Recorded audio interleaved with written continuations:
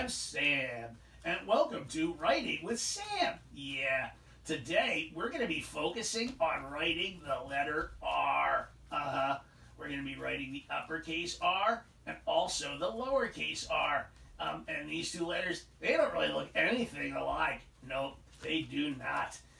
Anyway, let's head over to the table and we will practice writing the letter R.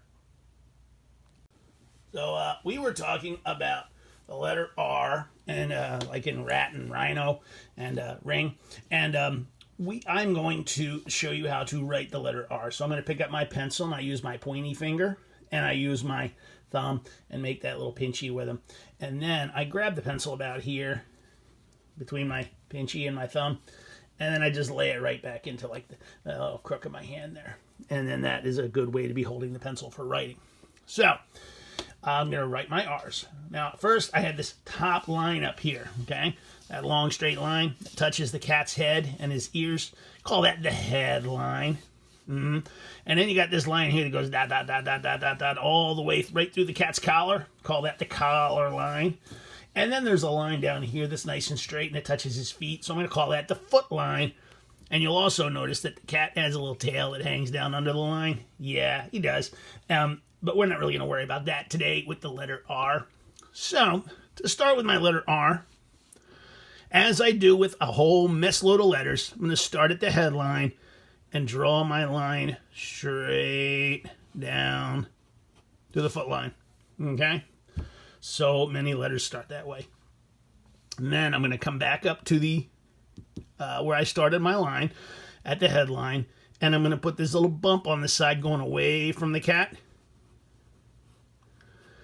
all the way down, and then come right back across the collar line. Now, right now, that looks like a letter. Yeah, that's right. That's the letter P, right? You guys will remember that from before, that one that says P. But we're doing R today. So I need to go right here. Now, that's right where on the collar line, the little bump comes right in. And I'm just going to draw I like to call it like a kickstand on a bike because it helps hold it up. But it's a diagonal line that kind of goes down, okay? And for my math friends out there, do you see how it's like you have a diagonal and then a straight, and then like it almost makes like a little triangle on the bottom there, right? Except you don't connect that. But we have the straight line down, the little bump that goes away from the cat, and then that little kickstand, that little diagonal there, okay? And that's the uppercase R, okay?